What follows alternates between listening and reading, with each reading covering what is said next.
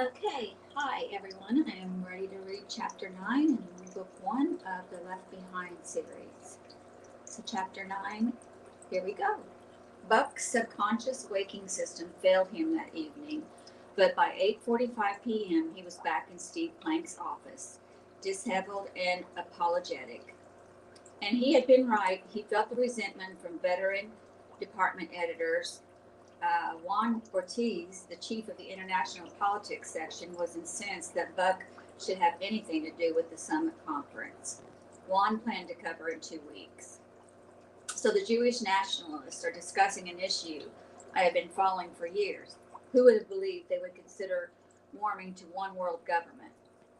That they would even entertain the decision is monumental. They're meeting here rather than in Jerusalem or Tel Aviv because their idea is so revolutionary. Most Israeli nationalists think the Holy Land has gone too far with its bounty already. This is historic. Then what's your problem, Plank said, with my adding our top guy to the coverage? Because I am your top guy on this. I'm trying to make sense of all these meetings, Plank said. Jimmy Borland, the religious editor, weighed in. I understand Juan's objections, but I've got 2 meetings at the same time. I welcome the help. Now we're getting somewhere, Plank said. But I'll be frank, Buck, Borland added. I want a say in the final piece. Of course, Plank said. Not so fast, Buck said. I don't want to be treated like a pool reporter here. I'm going to have my own take on these meetings, and I'm not trying to horn in on your expert territories. I wouldn't want to do the coverages of the individual meetings themselves. I want to bring some coordination, find the meaning, the common denominators. Jimmy, your 2 groups, the religious Jews who want to rebuild the temple and those who want some sort of one world religious order, are they going to be at odds with each other? Will there be a religious Jews? Orthodox? Okay, Orthodox Jews at the meeting because that seems at cross purposes with rebuilding the temple. Well, at least you're thinking like a religious editor, Jimmy said. That's encouraging. But what's your thought? I don't know. That's what makes this so interesting. That they should meet at the same time in the same city is too good to be true. Financial editor Barbara Donahue brought closure to the discussion. I've dealt with you before on these kinds of efforts, Steve, she said, and I appreciate the way you let everybody vent without threat. But we all know your mind. It's made up about Buck's involvement. So let's lick our wounds and get on with this. If we each get to put our own spin on coverage in our departments and have some input on the overall piece, that I assume goes in the main well. Let's get on with it. Even Ortiz nodded, though to Buck he seemed reluctant. Buck's the quarterback, Plank said, so keep in touch with him. He'll report to me. You want to say anything, Buck? Just thanks a lot, he said, causing everyone to chuckle. Barbara, your monetarists are meeting right in the UN like they did when they went to the 3 currency thing. She nodded. Same place and pretty much the same people. How involved is Jonathan Stonigal? Overtly, you mean, she said? Well, everybody knows he's circumspect. But is there a Stonigal influence? Does a duck have lips? Buck smiled and jotted a note. I'll take that as a yes. I'd like to hang around that one, maybe try to get a diamond gem, John. Good luck. He probably won't show his face. But he'll be in town, won't he, Barbara? Wasn't he at the plaza for the duration last time? You do get around, don't you, she said. Well, he only had each of the principals up to his suite every day. Juan Ortiz raised a hand. I'm going along with this, and I have nothing personal against you, Buck, but I don't believe there is a way to coordinate this story without inventing some tie-in. I mean, if you want to lead off a feature story by saying there were 4 important international meetings in town, almost all at once, fine. But to have them interrelated would be stretching. If I find that they are interrelated, there won't be an overall story, Buck said. Fair enough. Rayford Steele was nearly beside himself with worry, compounded by his grief. Where was Chloe? He had been inside all day, pacing, morning, thinking. He felt stale and claustrophobic. He had called Pan Continental and was told his car might be released by the time he got back from his weekend flight. The news on TV showed the amazing progress being made at clearing the roadways and getting mass transportation rolling again. But the landscape would appear tacky for months.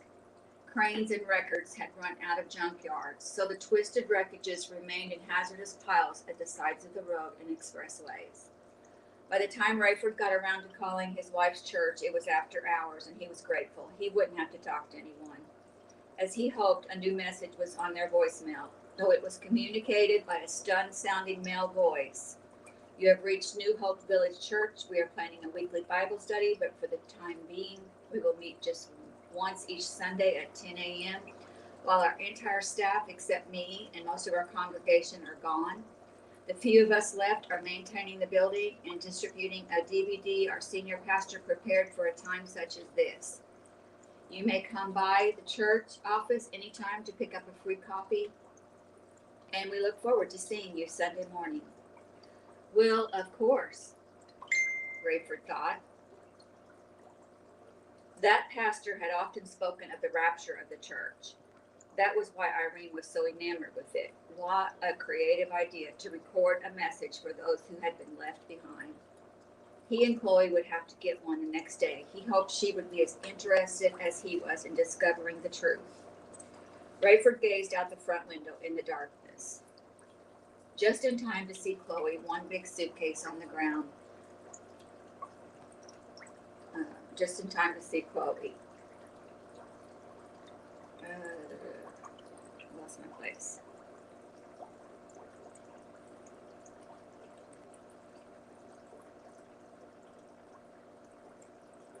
He glazed out the front window in the darkness just in time to see Chloe, one big suitcase on the ground next to her, paying a cab driver. He ran from the house in his stocking feet and gathered her into his arms. "Oh, Daddy," she wailed. "How's everybody?" He shook his head. "I don't want to hear this," she said, pulling away from him and looking to the house as if expecting her mother or brother to appear in the doorway. "It's just you and me, Chloe," Rayford said, and they stood together in the darkness crying. Well, it was Friday morning before Buck Williams was able to track down Dirk Burton. He reached the supervisor in Dirk's area of the London Exchange. "You must tell me precisely who you are and your specific relationship to Mr. Burton before I'm allowed to inform you as to his disposition." Well, Nigel Leonard said, "I am also constrained to inform you that this conversation shall be recorded, beginning immediately." "I'm sorry?" "I'm recording our conversation, sir. Is that a problem for you?" "You may disconnect." "I don't follow. What's to follow? You understand what a recorder is, do you?" "Of course, and I'm turning mine on now as well, if you don't mind." "Well, I do mind, Mr. Williams. Why on earth did you be recording?" "Why would you? We are the ones with the most unfortunate situation, and we need to investigate all leads." "What situation? Was Dirk among those who disappeared?" "Nothing so tidy as that, I'm afraid. Tell me, first, your reason for asking." "I'm an old friend. We are college classmates." "Where?" "Princeton." "Very well. When?" When was the last? Very well. The last time you spoke to him?" "I don't recall. We've been trading voicemail messages." "Your occupation?" Buck hesitated. "Senior writer, Global Weekly, New York." Would your interest be journalistic in nature?" "I won't preclude that," Buck said, trying not to let his anger seep through. "But I can't imagine that my friend, important as he is to me, is of interest to my readers." "Mr. Williams," Nigel said carefully, "allow me to state categorically on both our recorders apparently that what I am about to say is strictly off the record. Do you understand?" Because I am aware that both in your country and in the British Commonwealth, anything said following an assertion that we are off the record is protected." "Granted," Buck said. "Beg pardon?" "You heard me. Granted. We're off the record. Now, where is Dirk?" "Mr. Burton's body was discovered in his flat this morning. He had suffered a bullet wound to his head. I'm sorry as you were a friend, but suicide has been determined. Buck was nearly speechless. By whom, he managed. The authorities. What authorities? Scotland Yard and security personnel here at the exchange. Scotland Yard, Buck thought. We'll see about that. Why is the exchange involved? We're protective of our information and our personnel, sir. Suicide isn't possible, you know, Buck said. Do I? If you are his supervisor, you know. There have been countless suicides since the disappearances, sir. Buck was shaking his head as if Nigel could see him from across the Atlantic. Dirk didn't kill himself, and you know it.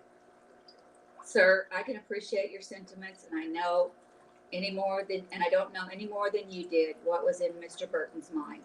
I was partial to him, but I would not be in a position to question the conclusion of the medical examiner.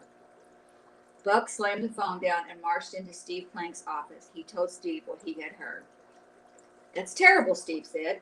I have a contact at Scotland Yard who knows Dirk, but I don't dare talk to him about it by phone. Can I have Marge book me on the next flight to London? I'll be back in time for all these summits, but I've got to go. If you can get a flight, I don't know that JFK is even open yet. How about LaGuardia? Ask Marge. You know Carpathia will be here tomorrow. You said yourself he was potatoes. Maybe he'll still be here when I get back. Rayford still hadn't been able to talk his grieving daughter into leaving the house. Chloe had spent hours in her little brother's room and then in her parents' bedroom, picking through their personal effects to add to the box of memories her father had put together. Rayford felt so bad for her. He had secretly hoped she would be of comfort to him. He knew she would be eventually, but for now she needed time to face her own loss. Once she had cried herself out, she was ready to talk, and after had reminisced to the point where Rayford didn't know if his heart could take any more. She finally changed the subject to the phenomenon of the disappearances themselves. Daddy, in California, they're actually buying into the space invasion theory. You're kidding.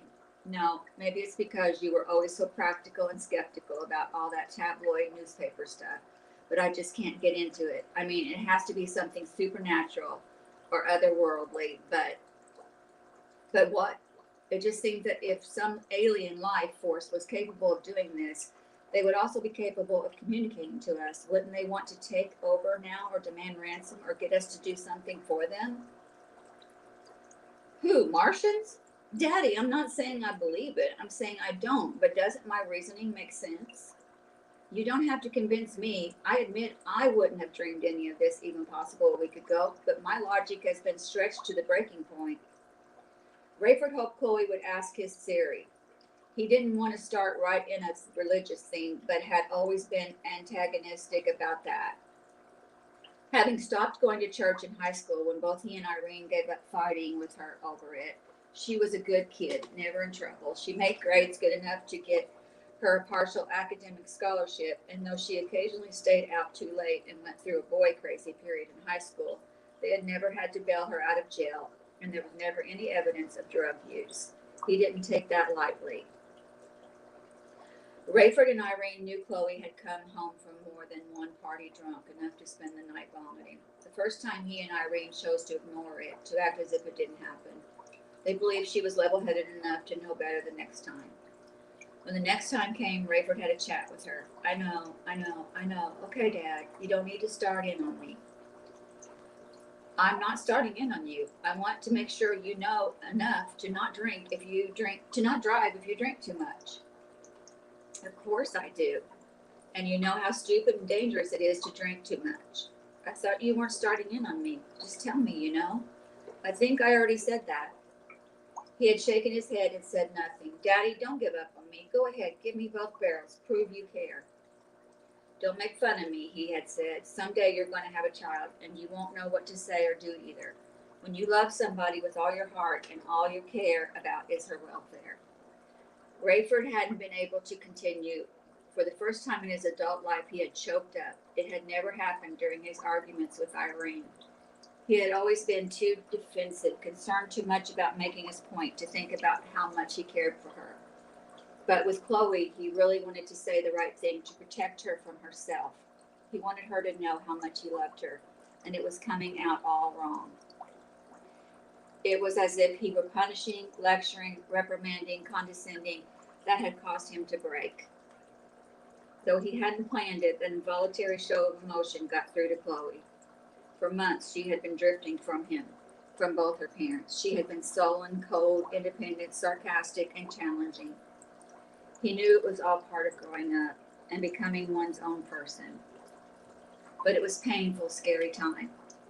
As he bit his lip and breathed deeply, hoping to regain composure and not embarrass himself, Chloe had come to him and wrapped her arms around his neck, just as she had as a little girl. "Oh, Daddy, don't cry," she'd said. "I know you love me. I know you care. Don't worry about me. I learned my lesson, and I won't be stupid again, I promise." He had dissolved into tears, and so had she. They had bonded as never before. He didn't recall ever having to discipline her again, and though she had not come back to church, he had started to drift by then himself. They had been buddies, and she was growing up to be just like him. Irene had kidded him that their children each had their own favorite parent. Now, just days after Irene and Raymie had disappeared, Rayford hoped the relationship that had really begun with an emotional moment when Chloe was in high school would blossom so they could talk. What was more important than what had happened? He knew now what her crazy college friends and the typical Californian believed. What else was new? He always generalized that people on the West Coast afforded the tabloids the same weight Midwesterns gave the Chicago Tribune or even the New York Times. Late in the day,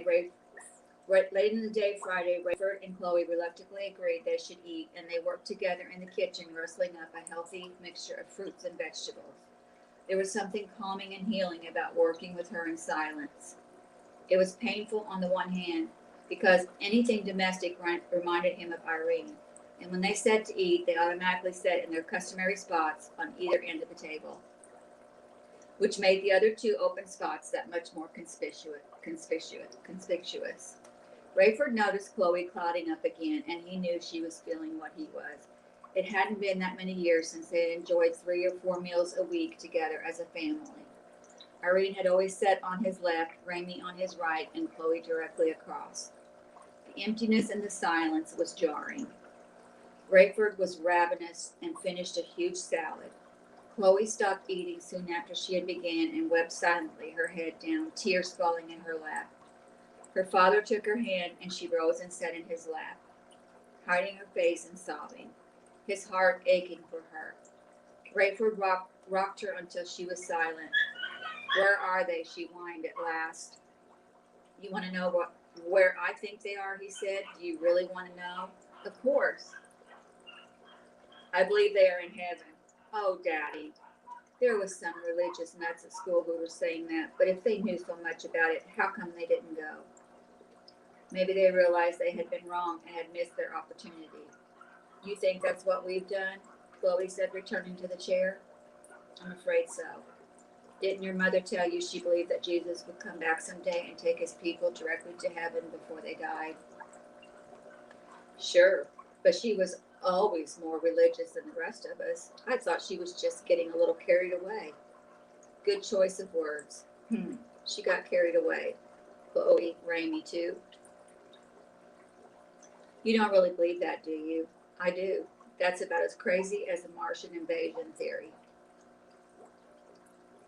Chloe began to clear the table and spoke with her back to him. "I'm honest enough to admit I don't know. So now I'm not being honest." Chloe turned to face him, sympathy on her face. "Don't you see, Dad? Don't you see, Dad, you've gravitated to the least painful possibility. If we were voting, my first choice would be that my mom and my little brother were in heaven with God sitting on clouds, playing their harps." "So I'm deluding myself, is that what you're saying?" "Daddy, I don't fault you, but you have to admit that is pretty far-fetched." Now Rayford was angry. What's more far-fetched than people disappearing right out of their clothes? Who else could have done that? Years ago, we had blamed it on the Soviets, and they had developed some super new technology, some death ray that affected only humans' flesh and bone. But there's no Soviet threat anymore, and the Russians lost people too. And how how did this whatsoever it was, how did it choose who to take and who to leave? You're saying the only logical explanation is God, that he took his own and left the rest of us. That's what I'm saying. I don't want to hear this. Chloe, our own family is a perfect picture of what happened. If what I'm saying is right, the logical two people are gone and the logical two people were left. You think I'm that much of a sinner? Chloe, listen, whatever you are, I am. I'm not judging you. If I'm right about this, we missed something. I always called myself a Christian, mostly because I was raised that way and I wasn't Jewish. Now you're saying you're not a Christian. Chloe, I think the Christians are gone. So I'm not a Christian either. You're my daughter and the only other member of my family still left. I love you more than anything on earth, but if Christians are gone and everyone else is left, I don't think anyone is a Christian. Yeah, a true Christian. Apparently those who were taken were recognized by God as truly his. How else can I say it?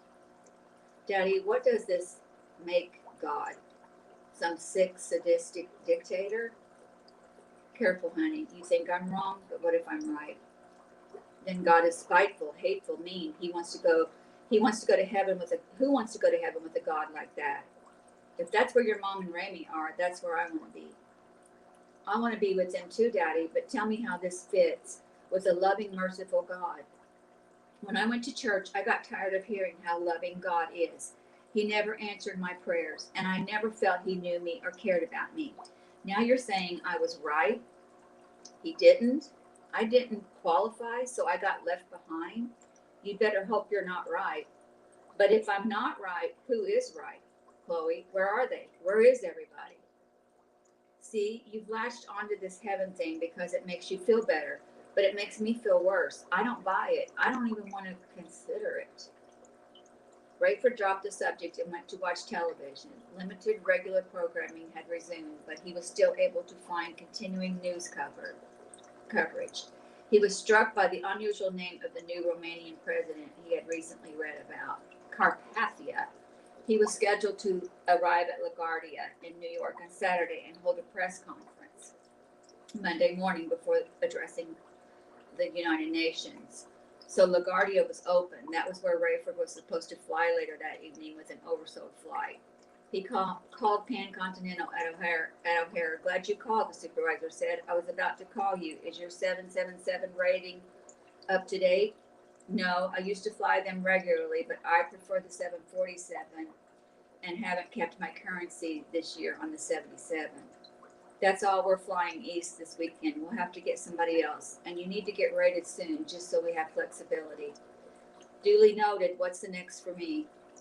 You want a Monday run to Atlanta and back the same day on a 47? Sounds perfect. Can you tell me if there'll be room on that flight for a family member? Let me check. Rayford heard the computer keys and the distracted voice. While I'm checking, we got a request from a crew member to be assigned to your next flight. Only I think she was thinking you'd be going on that run tonight. Logan to JFK and back. Who? Patty Durham? Let me see. Right. So is she assigned to Boston and New York? Uh-huh. And I'm not. So that question is moot, right? I guess so. You got any leanings on one or the other? I'm sorry. She's going to ask again, is my guess. You have any objection to her being assigned to one of your upcoming flights? Well, it won't be Atlanta, right? That's too soon. Right. Rayford sighed. No objections, I guess. No, wait. Let's just let it happen if it happens. I'm not following you, Captain. I'm just saying, if she gets assigned in the normal course, I have no objection. But let's not go through any gymnastics to make it happen. Gotcha. And your flight to Atlanta looks like it can handle your freebie. Name? Chloe Steele. I'll put her in first class. But if they sell out, you know I've got to bump her back. When Rayford got off the phone, Chloe drifted into the room. I'm not flying tonight, he said. Is that good news or bad news? I'm relieved. I get to spend more time with you. After the way I talked to you, I figured you want me out of sight and out of mind. Chloe, we can talk frankly to each other. You're my family. I hate to think of being away from you at all. I've got a down and back flight to Atlanta Monday and have you booked in first class if you want to go. Sure.